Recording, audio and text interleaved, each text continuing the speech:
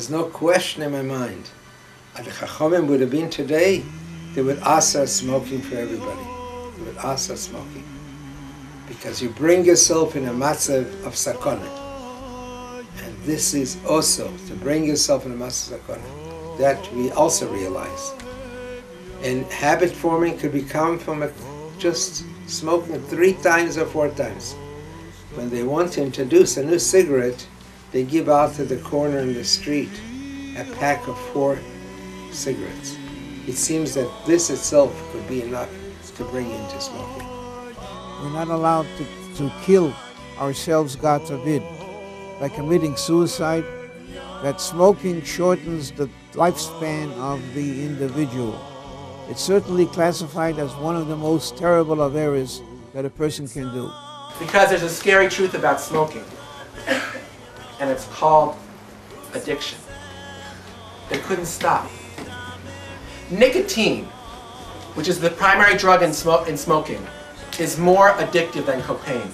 And you're going to take your achrayus, your fellow chaverim seriously, and you're never ever going to touch a cigarette. You can change the world.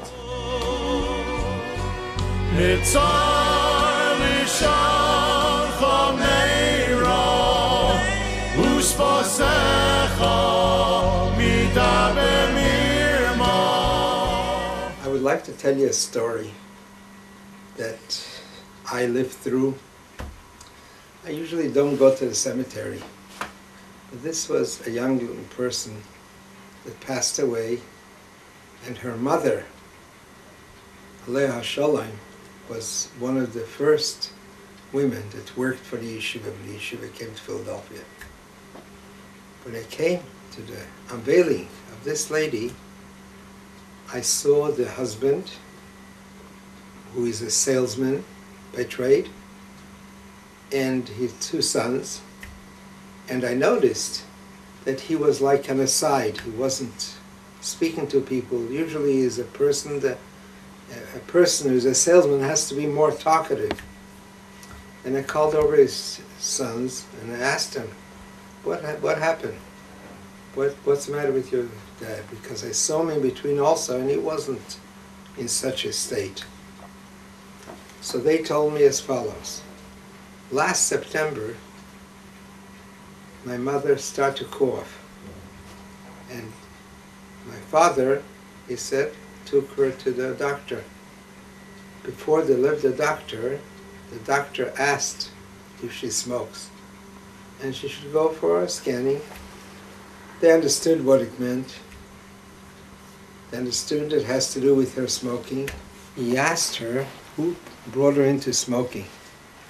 She said, when I was 15 years old, my 2 sisters, who were there at the funeral, they introduced her to smoking. Since then, they said, the father does not speak to them anymore. In other words, he feels it's their fault because they're the ones that brought her into smoking. It's remarkable, and we have to realize that perhaps she could have picked up the habit of smoking in the street. She went to a high school, and it's usually youngsters try to smoke, but he felt that they're the ones to introduce her to smoke. We don't know what we can do. Smoking itself, we have to realize, today it's also min haTorah. Because you know that it's known already now, the sakonas of it. And there's no question in my mind. If the Chachamim would have been today, they would ask smoking for everybody. They would ask smoking. Because you bring yourself in a matzav of sakana. And this is also to bring yourself in a matzav of sakana. It perhaps began just, they say over salanta tchilosei gaiva v'seifei taiva, but it becomes its habit forming. That we also realize. And habit forming could become from just smoking 3 times or 4 times. When they want to introduce a new cigarette, they give out to the corner in the street a pack of 4 cigarettes. It seems that this itself could be enough to bring you into smoking. We have to realize, besides our own sakana, we bring ourselves in a dangerous situation. The society around us also. Somebody in the room is affected by it, perhaps even more than the smoker himself, because he lives with it the whole time. The smoker goes out in the street, he airs out a little bit. So it's a sakone, and it's also min Torah. There is no heter of smoking. And as youngsters, you can bring yourself in such a situation that you should not begin to smoke. It's habit forming. And it's a habit that is also min Torah. Chamira sakante me yisura. That sakona, dangerous food, is more serious as far as we're concerned than that which is non-kosher food. And that would certainly apply, as far as I'm concerned, it would certainly apply to the idea of smoking. With smoking, some people think, they may think, that I'm only going to have 1 or 2 cigarettes, I'm not just going to do a very short time smoke, I'm going to be a short time smoker. It's not so. Anything we do that's injurious to our health is a terrible, terrible indictment on us. We're also not allowed to kill time, to kill the time that God gives us in this world to live. The Eibishter gives us a chance to live and have the opportunities of life. And this is what He wants us to do, to benefit from life, and not to do away with life, Cholila. Now, there's 2 types of suicide. There's the suicide of the person that Cholila does the job on himself, and there is the suicide which is on time, that the person does it to shorten the time of the life of the individual in this world. And we know from what the doctors are telling us all the way through, every doctor that you go, any good doctor you're going to talk to will tell you that smoking shortens the lifespan of the individual. Smoking will do a job on the person even though at the time you don't realize it. At the time you just think, well, what's 1 cigarette going to do? But the fact of the matter is that 1 cigarette is going to either do the job on you of doing away with that which will be injurious to your life, to your health, or it will shorten that which is your life. And therefore, it's important, very, very important, for you kids, not to play around with cigarettes. Don't think it's a play. Don't think it's a joke. It's not a joke. You're playing around with chazer, with something worse than chazer, something worse than eating pig's meat. And this is what we have to be careful of. And if you see somebody that does it, give him a good piece of your mind and tell him he's overriding a prohibition of the Torah, that he's doing something against Torah. No worse than Cholila, all the terrible averas a person can do. It's certainly classified as one of the most terrible averas that a person can do. If you care about your family, if you care about your father, if you care about your mother, if you care about yourself and yeshiva, for your friends, you should care about making sure that you do not take part in any venture that involves smoking. And you be a spokesperson, and I'm telling you, I give you permission to be the spokesperson to tell the other friends of yours, never, never to touch a cigarette. Because once you touch it, you become addicted to it and you're stuck for life. Don't do that. You have too good a life to give up. You have too many good things to enjoy. And it's important for you to help us along. We're trying to get the people educated to understand what it means to be alive and to enjoy God's world. But we have to do it in a way that the Eibishter wants us to, not by doing averas. And there is no more terrible avera than doing away with part of your life. So I hope that you'll listen to my message and you will try to protect yourself and protect others from that which is a terrible thing. And with your efforts, I hope, which will be crowned with success, may God bless you to be able to continue steiging in Torah, to be able to grow in Torah and the Yirei Shamayim, to be able to give nachas to your parents, and to give nachas to Klal Yisrael. And we should be zeicher b'mehera v'yameinu to becoming a Mashiach Tzidkenu. Amen. Thank you. How many of you here in the audience have had a family member, or perhaps a friend of the family, that was diagnosed with cancer and maybe passed away from cancer? How many of you in the audience here know a family member or someone in your family or a friend of the family that unfortunately had a heart attack or may have died of heart disease? Now, by the show of hands in the room, it's most of you. And the reason for that is, every year in the United States, more people die of cancer and heart disease than anything else combined. So now I'm going to ask you a third question. What if today I could give you a single pill, a single medication, which could take away the risk of cancer and the risk of heart disease? So you look at me and you say, Dr. Allen, it's a scam. It's too good to be true. But for a moment,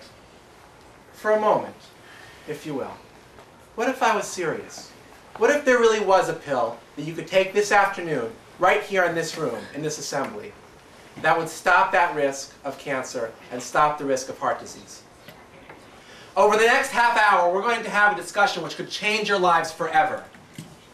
And yes, I'm going to show you exactly what pill we're talking about. No, as you've probably figured out, it's not some great medical breakthrough. It's not a new discovery in cancer care or in heart disease. What we're going to talk about is the importance of never, ever picking up a package of cigarettes, cigars, or tobacco. Now you'll say to yourself, well, wait a second. There are plenty of people out there that have had heart disease and that have had cancer that we know don't smoke. And we all probably know people, either in our families or in our communities, that smoke, and they seem to be doing just fine. So what are you talking about? Well, let's talk, first of all, about what happens when you smoke a cigarette. So with every puff of smoke, this may come as a surprise, but over 250 chemicals are released into your lungs with every puff of smoke that Hashem never meant to be in your lungs. And in fact, what's very interesting is even though people blow out the smoke, more of the chemicals stay in your lungs than you'd ever imagine. And that's just with one puff. The average smoker smokes about 2 packs of cigarettes per day. That's 40 cigarettes a day. That's over thousands of puffs each and every day, each puff having all of these chemicals go directly into your lungs. So what happens? I want to know, and no one can feel themselves breathing right now, and neither can I, because it's just effortless. We're sitting here listening to ourselves breathe. But what if you were out on a basketball court in the winter, and it was cold, less than 30 degrees, and you came in for playing a great game of basketball? You feel yourself breathing, and you feel the effort of breathing. But now imagine that each breath is painful, and that each breath is difficult to get the air out. And you can't walk from here to the end of the room because your lungs are clogged with all of those chemicals. That's exactly what happens when you smoke. Also, the heart. There are blood vessels that go to the heart, small blood vessels. And right now our hearts are beating and we don't feel anything differently. But if those blood vessels get clogged up with all those chemicals, suddenly the heart starts to beat a bit slower and a bit slower. And over time, those blood vessels can clog. And that's when someone has a heart attack. And it stops. So you might think, well, these things happen to older people. These things happen to our grandparents. They don't happen to high school kids. They don't happen to junior high kids. They don't happen to us. But you know what? They've done studies. And they've looked at the inside of those blood vessels of kids right in your age group. And with only 1 or 2 months of smoking, those blood vessels start to narrow. And the airways start to shorten and they start to narrow. And the breath comes much more difficult. And they can't breathe. Anyone who knows someone in high school who smokes and they've seen them play a game of basketball will know exactly what I'm talking about. You see that someone who looks healthy, who's strong, who's fit, who's the best on the court, if he smokes, after 15 minutes, he's finished, he's tired. That effect happens right away, within a few months. But there's something else that's a little bit scarier, even than what I've told you about heart and lung disease. And that something is cancer. So cancer is a term for a growth of cells in the body that goes out of control. These cells grow very quickly, and if they're in the lung, they can close off the airways, and they can cause a person to even cough up blood. Lung cancer was the most common cause of cancer death last year in the United States. Over 60% of lung cancer results directly from smoking. Let's say that again. The most common cause of cancer in the United States is lung cancer, which results directly from smoking. That means, if people would stop smoking all across the country, then the major cause of death from cancer would stop. And the thing about lung cancer is, within 9 months, most people who are diagnosed with lung cancer are dead.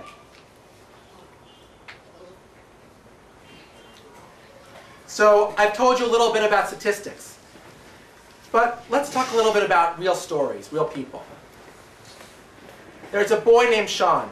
Not a Jewish boy, but a nice boy. 12 years old, he lives in California. He's the star of his junior high track team. Now Sean, after school with his friends one day, starts to chew tobacco. And at first, it seems like an unusual thing to do. But his friends are doing it. It seems like an interesting thing, so he decides to do it. He starts chewing tobacco. At first, he's just doing it because his friends are doing it. But eventually, every day after school, he and his friends are chewing tobacco. At 14, his mother finds him spending all of his allowance on chewing tobacco. And she says to him, "Sean, you've got to stop doing this. This is so harmful to your health. This could cause major problems." Sean says, "Mom, you don't understand. Everyone on the track team is chewing tobacco. And besides which, you've seen all the baseball players. They chew tobacco all the whole game long. Nothing happens to them. Nothing wrong happens to them. What are you talking about?" She says, "Sean, I'm telling you, if you keep chewing tobacco, something bad is going to happen." We don't always listen to our mothers. At 18, Sean, when he was a year away from finishing high school, noticed a red lump on the side of his tongue. He brought it to the attention of his mother. It was hurting him for a few weeks. They went to the doctor. Well, the doctor looked at it and he said, "Sean, this is not good. We're going to have to take a piece of your tongue and see what the problem is." So they took out part of his tongue, and it turned out that it was cancer. And when they did some more tests, it had actually spread to his jaw. At 18 years old, Sean had to have surgery to remove part of his jaw and most of his tongue. He went for 7 weeks of radiation treatments, where he couldn't eat and he had to be fed through a feeding tube. But he said to himself, "It's okay, because at least I'm alive. At least I'll get over this." 2 weeks after his radiation treatments were finished, he had a pain in the back of his neck.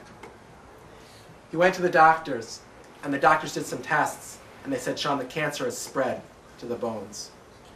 At age 19, Sean was dead.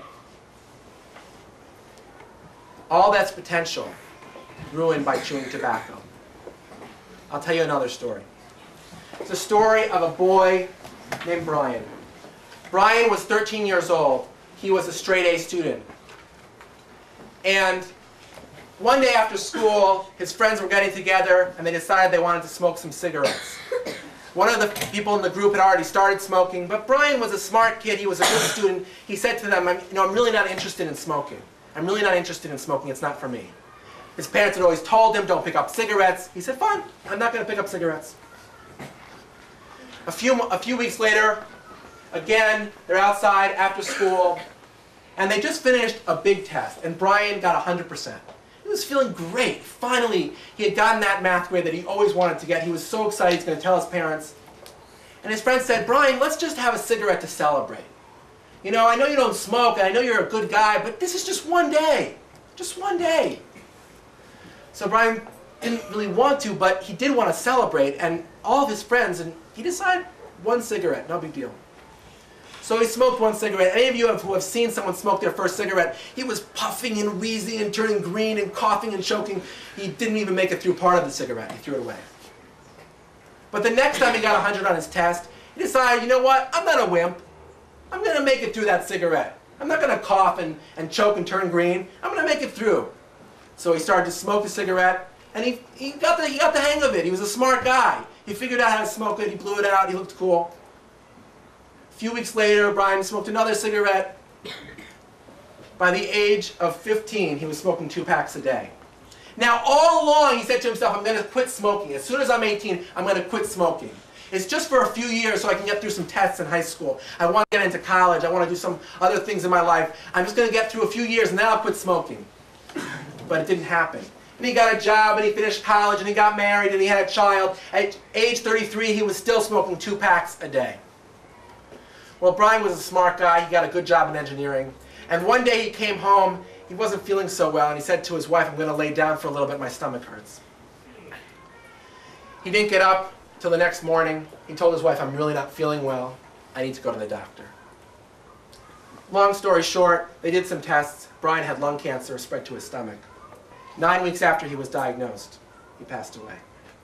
But that's not the sad part of the story. That's not the terrible part of the story, and I'm going to tell it to you right now. At his funeral, his family, his mother, his sisters, his friends, everyone was crying at his funeral. But the sad part is this. On the way back from the car, from burying Brian, his friends and his family started to light up cigarettes. So you'd say to yourself, you think to yourself, this is unbelievable. How is it possible that after they just buried their friend, their son, and he died from cigarettes at age 33, that they would start smoking a cigarette? What were they thinking? What were they thinking? What was Brian thinking all those years? He knew he should have quit, but he didn't quit. So why didn't he quit? Because there's a scary truth about smoking, and it's called addiction. They couldn't stop. Now, that's not to say that there aren't medical ways of stopping smoking and there aren't treatments that people can't take. And I'm sure if any of you know somebody who wants to quit smoking, you can get in touch with us. We can let you know what those treatments are. But nicotine, which is the major drug in cigarettes, has been shown to be more addictive than cocaine or heroin. Let me say that again. Nicotine, which is the primary drug in smoking, is more addictive than cocaine.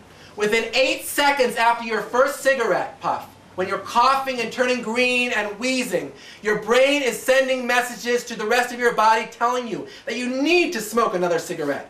It's a physical message in your brain that you cannot control. It's that addictive. So they took a poll of smokers. We're talking about all types of people. And they said, would you like to quit smoking?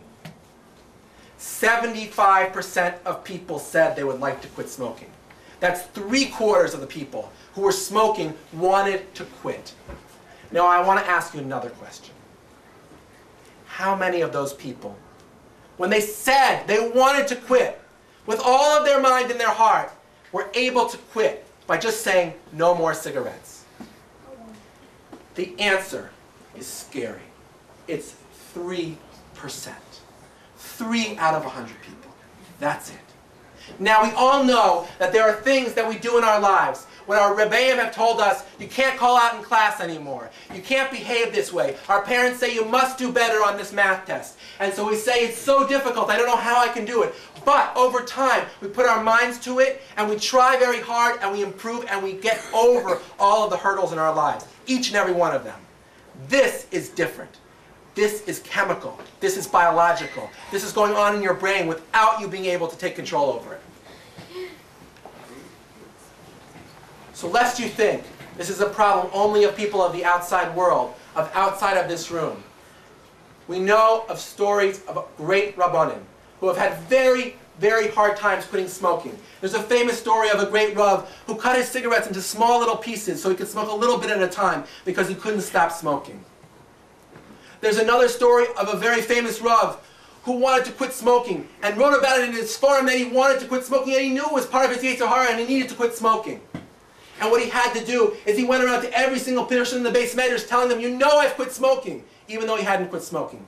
So that way, when he was in the confines of the base measures with all of his Talmidim, he would be embarrassed to light a cigarette and he was successful in quitting smoking. But these are stories of great rabbonim, of great strength of character, it's very, very difficult to quit smoking. So even one cigarette, even one moment is enough to get you on that addiction train. But here's the worst part about it all. You're probably thinking, okay, so I'm in 7th or 8th grade. I'm not in danger of smoking. There's no one around me that's smoking. I'm not interested in smoking. It's for older people. Let me tell you something very scary. 90% of people who start smoking and become addicted do so before the age of 19. That means, let me say that again, 90% of the people who are addicted to smoking, who go through all those stories that we just talked about, who can't put down a package of cigarettes, it happens before the age of 19. What does that mean? That means that you here in this room are the target of all of the advertising, of all of the interest and money of the tobacco companies, because they know that the people that are going to start smoking are the people in this room, not the people in their jobs, not the people in colleges and universities, the people in this room. That's the target. So you are the ones that have the opportunity to make the decision to say no to smoking. Don't ever touch a cigarette. There's just no reason to. Not on Purim, not as a chassan, not for any reason. Don't touch a cigarette. Ashreinu, we are so lucky in our community that we are not immersed in the television and movies and advertisements that are out there that are telling people all the time to start smoking. We have to take advantage of the fact that our parents and our Rebbeim have taught us to focus on our Torah and Yiras Shamayim, that we're not interested in all of that. We have better things to do with our time. We're so lucky, and we have to take advantage of the fact that we're lucky in that way. I had a patient, let me tell you. I take care of lung cancer patients every day of the week. That's all I do. I had a woman who was in her 70s. And she said to me, Dr. Allen, I've been smoking for 45 years, and now I have lung cancer. I'm getting chemotherapy and radiation treatments. I can't swallow, I can't breathe, I feel terrible, and I'm probably going to die. She said to me, I wish I could take back the cigarettes and take them away. Unfortunately, we are not a Kadosh Baruch Hu. We cannot take back those cigarettes for her. But, she said, I told her, I said, I'm going to speak to a young group of men in 7th and 8th grade. And she said, tell them that they can take back the cigarettes for me.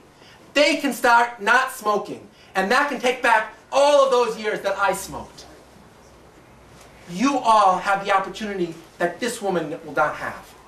You have an opportunity that I won't have, because you are in 7th and 8th grade now, and you have the opportunity not only to say no to smoking for yourselves, but to say no to smoking for your chaverim. Because we know that each and every one of us is responsible for the person next to them. If you see one of your chaverim smoking, you have the responsibility, the achrayus, to say to them, please, please, don't smoke. Don't endanger your lives. Each and every one of us has an unbelievable koach to accomplish things in this world.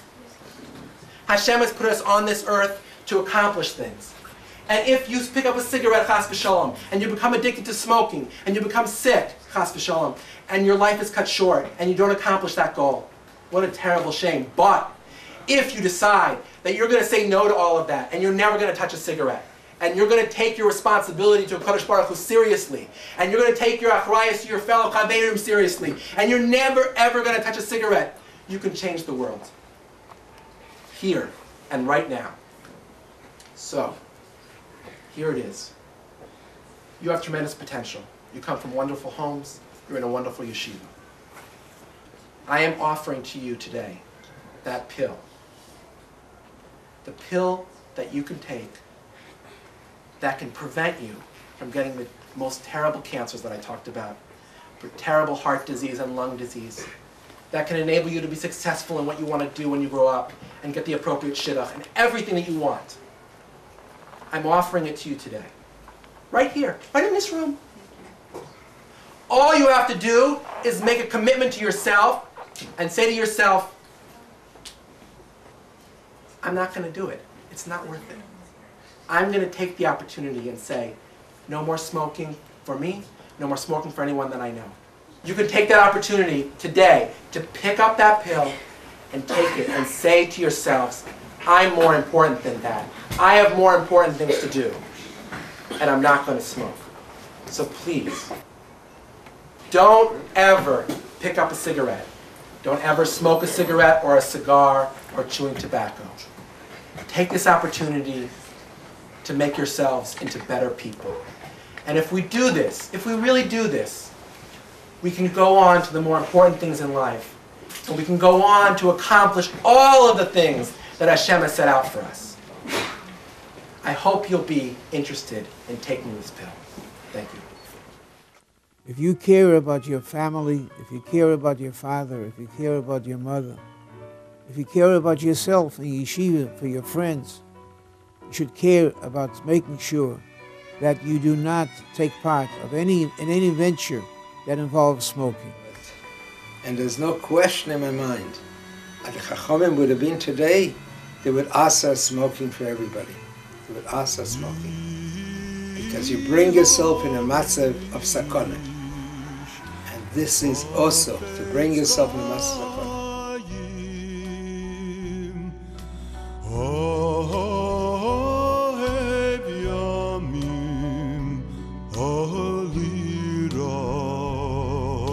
Star.